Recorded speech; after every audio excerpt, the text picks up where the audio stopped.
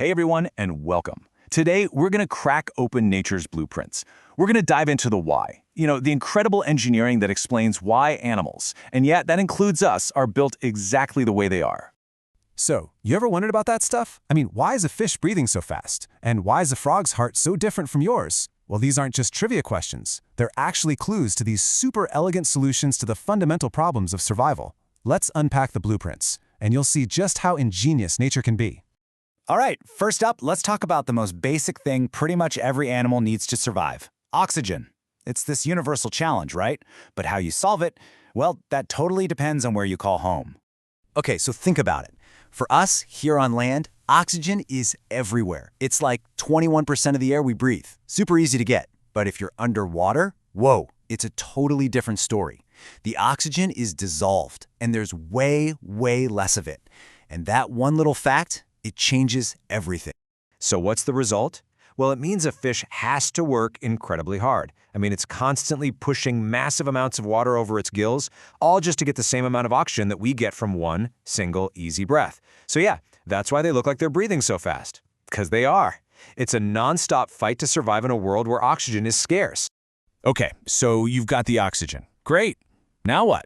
You got to deliver it, right? To every single cell in your body. And that's where the heart comes in. It's the engine that powers all of life. And just like car engines, they come in different models with totally different performance specs. So we've all heard that term, right? Cold-blooded. But what's the deal with that? What does it actually mean? Well, the answer is all about the heart's design and just how well it delivers that precious oxygen-rich blood. So we basically see two main designs here. On one side, you've got the three-chambered heart, like what you'd find in a frog or a lizard. In this setup, the oxygen-rich blood from the lungs kind of mixes with the oxygen-poor blood coming back from the body. You can think of it like mixing premium gas with regular. It'll run, sure, but it's not super efficient. Now, on the other hand, you've got our four-chambered heart. It keeps those two types of blood completely separate. That means you're getting a pure, high-octane fuel delivery every single time. And that separation, that's the absolute game changer. That's what lets an animal be warm-blooded. Think about it. Keeping your body at a constant temperature, no matter if it's freezing or boiling outside, takes a massive amount of energy. And the only way to pull that off is with a super efficient engine like the Ford-chambered heart. And this is where it gets personal. This exact need for a high-pressure, high-energy system is why your heart is such a powerful, powerful pump. The ventricles, those are the main pumping chambers, they have to generate this huge force to shove that blood to every last part of your body, from the top of your head to the tips of your toes. And of course, this high-pressure system totally changes the body's plumbing. Your arteries, the pipes that carry blood away from the heart, have these thick, muscular walls to handle that incredible blast of pressure. But the veins, they're bringing the blood back to the heart. By that point, the pressure is way down, so their walls can be thinner. But, and this is so clever, they need a special feature: little one-way valves. Why? To stop gravity from pulling all that blood back down. It's a brilliant piece of engineering. All right, so we've got a great system for getting oxygen and delivering it. But every engine needs fuel, right? And for us, that fuel comes from our food. So that brings us to our last blueprint for today, the digestive journey. Okay, here's a fun little experiment you can literally do right now. Have you ever been chewing on a piece of bread, or maybe a chapati, for a really long time, and you start to notice it tastes sweet? That's not in your head. That's some real-deal biochemistry happening right in your mouth. So here's what's going on. Your saliva is packed with this amazing enzyme called amylase.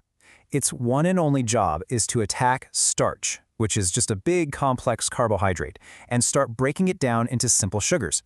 And that sweet taste, that's you literally tasting the very first step of digestion as it happens. But as cool as that is, it's really just the warm-up act. The main event, the real work, all happens down in the small intestine. This is the powerhouse, the site where you get the complete digestion of carbs, proteins, and fats. This is where we get the fuel we've been talking about. And what's fascinating is that the design of this organ is totally based on what you eat. Take herbivores, plant eaters. They're munching on tough stuff like cellulose, which is super hard to digest. So what do they have? A very, very long small intestine. This gives them the maximum amount of time to break everything down and absorb the nutrients. But carnivores? Well, they're eating meat, which is way easier to digest, so their small intestine can be much shorter and more to the point. See? Form follows function perfectly.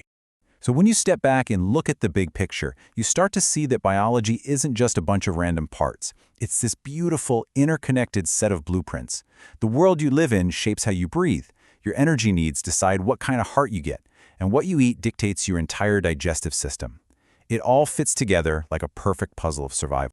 You know, we've really only just scratched the surface today, looking at a few of these incredible blueprints from nature. And it just makes you wonder, right?